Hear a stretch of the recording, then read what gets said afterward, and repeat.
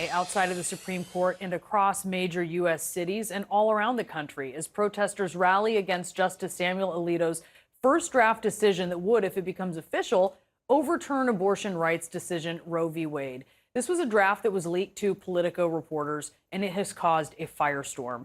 I want to bring in two conservatives with differing viewpoints on the issue here. We have Alice Stewart, a CNN political commentator and Republican strategist. Sophia A. Nelson is a contributing editor at The Grio and a former House Republican Investigative Committee counsel. So I just want to be clear for our viewers to kind of categorize you both. You would describe yourselves as pro-life. So you are anti-abortion. But, Sophia, you support a woman's right to choose. You guys differ here on the role of government in regulating abortion here. Alice, first to you here, this draft opinion, can you tell me why you see this as a win? I see this as a win for those that support life for a couple of reasons.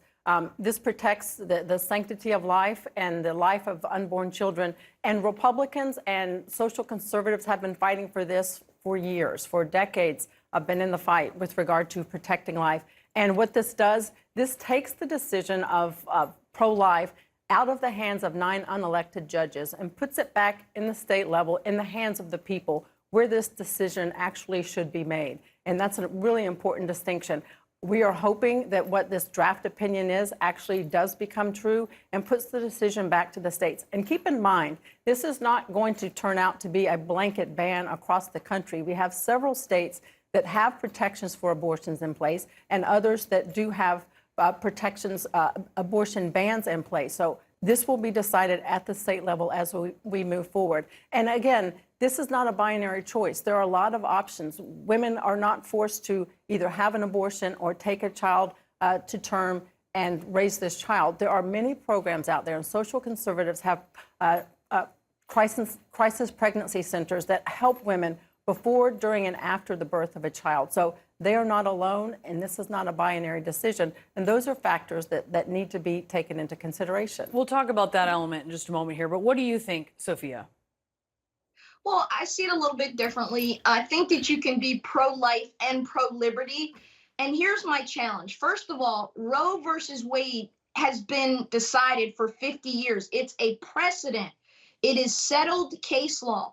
The Supreme Court rarely reverses precedents, particularly those that are 50 years plus or older. They've done it a lot in the civil rights cases, in Plessy versus Ferguson, overturned by Brown, the super precedent cases. So as a lawyer admitted to the bar of the Supreme Court, I'm disturbed by the court not honoring that stare decisis, let the decision stand. That's number one. Number two, back to liberty.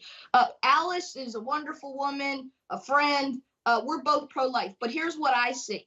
If you're going to be out here protesting about masks and saying that a mask impinges upon your liberty as an American, and that it is something that is so grave that in the case of Michigan, they wanted to take out the governor of Michigan because she was impinging upon their liberty, asking them to wear a mask. How can you then not extend that to a woman, Brianna, and the care of her own health and her own body and the decisions about what to do with the pregnancy? And I think this is where conservatives are getting into trouble. They're inconsistent. There's some hypocrisy going on. For me personally, pro-life Sophia Nelson wouldn't have an abortion. I don't agree with it. But another woman can make a different choice than me, and that doesn't make her any less American or any less a good human being. She has to deal with the consequences of her choices. But I think we got to find some common ground here, because this country's a powder keg right now, and it's about to explode, and I'm concerned about that. If I can say this to reemphasize, Sophia's a friend, she's a smart attorney, and she knows the law. And she mentioned stare decisis, which is let the decision stand.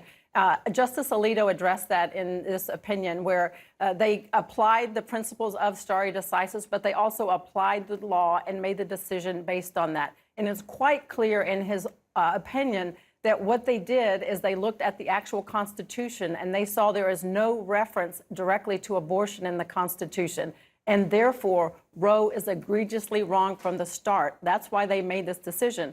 And Republicans like myself have been fighting for years to appoint justices to the Supreme Court that are strict interpretationists of the Constitution.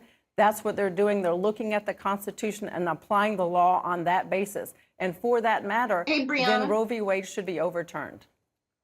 Hey, Brianna, the word filibuster is not in the Constitution, but Republicans support that, don't they? So at the end of the day, there's a whole lot of words that aren't in the Constitution.